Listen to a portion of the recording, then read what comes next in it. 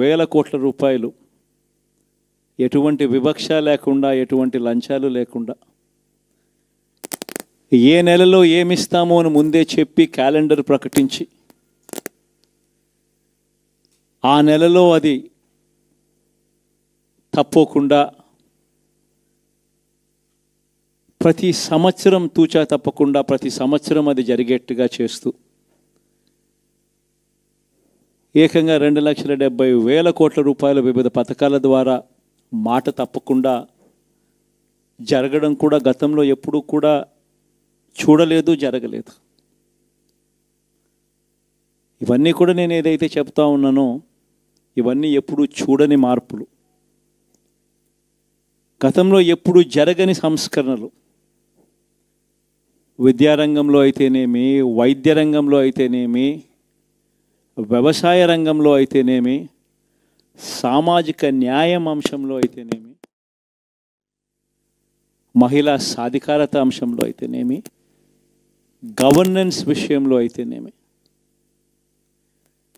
ఎప్పుడు జరగని చూడని సంస్కరణలను కూడా తీసుకొచ్చు.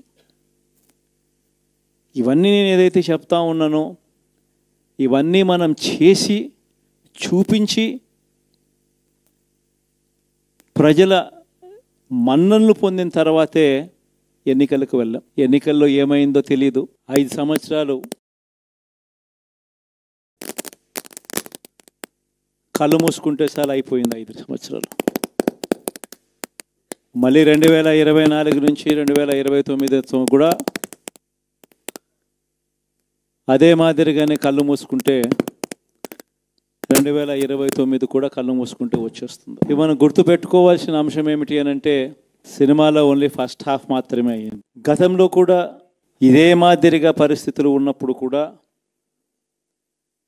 మనం ఏ మాదిరిగా పైకి లేచాము అన్నది కూడా మీ అందరికీ తెలిసిన విషయాలే. నేను ఒక్కటే మీ అందరికీ చెప్తా ఉన్నా, ప్రజల్లో ఈరోజు మనం చేసిన మంచి ఉంది. ఇంటింటికి మనం చేసిన మంచి ఇంకా బ్రతికే ఉంది. ప్రజల్లో ఈరోజు మనం చేసిన పాలన మీద విశ్వసనీయత అనే పదానికి అర్థం ఈ రోజుకి కూడా ప్రజల్లో ఉంది. గడప గడపకు మనం చేసిన మంచి ఇంకా ప్రజల్లోకి బతికే ఉంది. మరి ఇవన్నీ ఉన్నప్పుడు మళ్ళీ మనం లేయడం కూడా తథ్యం. కాకపోతే కొంచెం టైం పడుతుంది. ఆ టైం ఇవ్వాలి.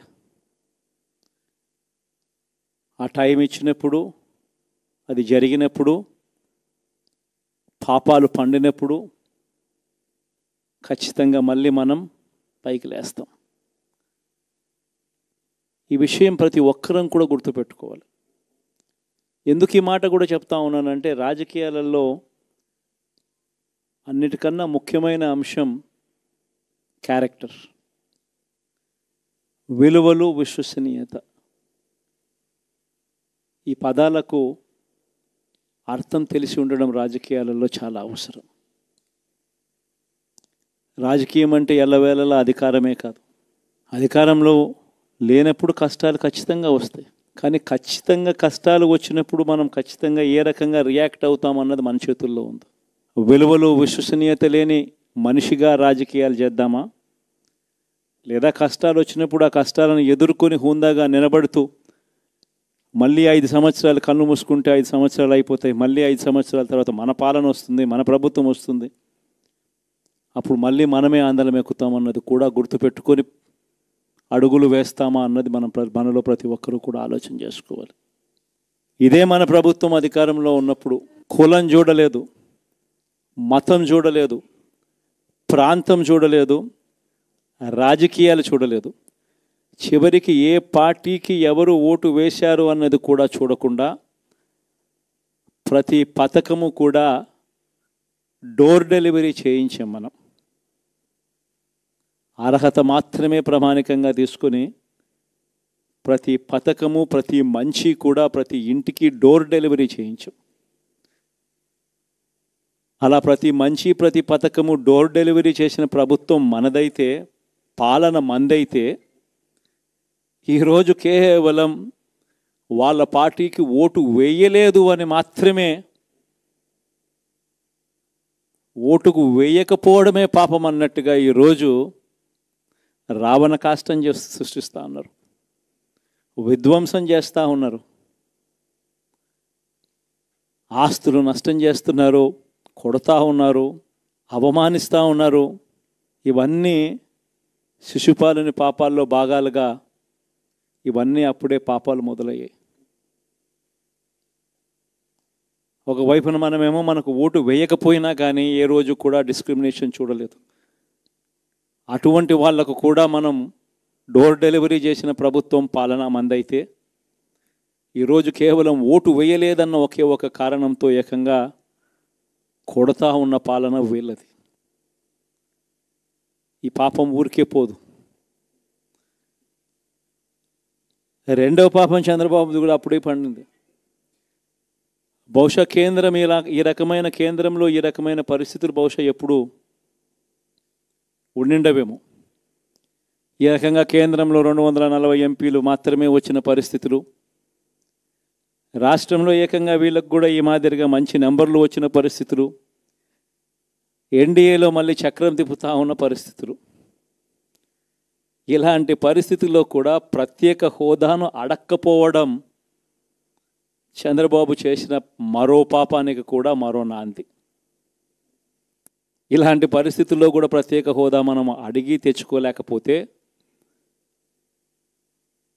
రాష్ట్రంలో ఏ ఒక్క యువకుడు కూడా క్షమించడు చంద్రబాబు నాయుడు. మనం కొంచెం ఈ పాపాలు పండేదాకా మనం గట్టిగా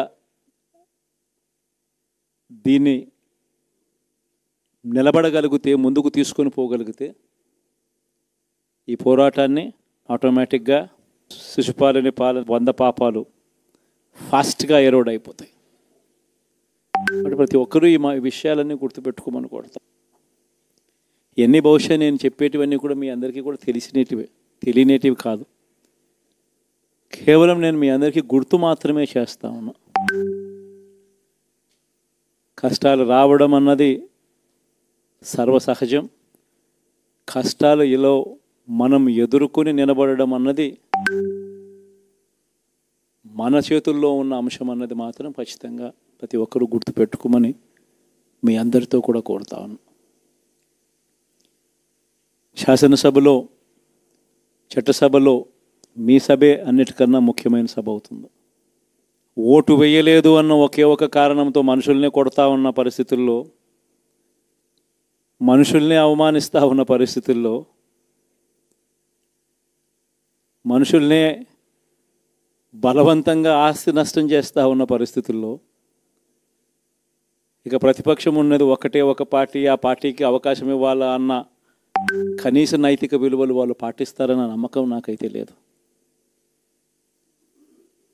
కాబట్టి మీరు చేయాల్సిన పాత్ర గొప్పది, చాలా ఉంది అన్నది మాత్రం గుర్తుపెట్టుకోండి. రాబోయే రోజుల్లో యాక్టివిటీ లెవెల్స్ అనేది ఆటోమేటిక్లీ పెరుగుతాయి. రాష్ట్ర వ్యాప్తంగా ఉన్న కార్యకర్తలందరినీ ఎవరినైతే వాళ్ళు ఇబ్బందులు పెట్టారో ఖచ్చితంగా వాళ్ళందరికీ మనోధైర్యం ఇస్తూ వాళ్ళ గ్రామాలకు వెళ్ళి వాళ్ళకు తోడుగా ఉండే కార్యక్రమాలు చేసే కార్యక్రమాలు జరుగుతాయి. రాబోయే రోజుల్లో ఇంకా టైం గడిచే కొద్దీ ప్రజల్లోకి వెళ్ళే కార్యక్రమాలు ఇంకా ముమ్మరం అవుతూ పోతాయి. చివరికి ప్రజల్లోనే ఉంటాం. ప్రజలతో కలిసి పోరాడే కార్యక్రమం వేగంగా టైం గడిచే కొద్దీ మనము వేగంగా అడుగులు ముందుకు వేస్తాం. ఒకటి మీ అందరికీ చెప్తా ఉన్నా, ఏకంగా 14 నెలలు పాదయాత్రలు చేశాం. ఆ వయసు ఈ రోజుటికి నాకుంది. ఆ సత్తువ ఈ రోజుటికి నాకుంది. కాబట్టి మీరు మాత్రం ప్రతి ఒక్కరూ గుర్తుపెట్టుకోండి, ఆ టైం వచ్చేదాకా మీ పాత్ర చాలా కీలకం. ప్రతి ఒక్కరూ ఈ విషయాన్ని మాత్రం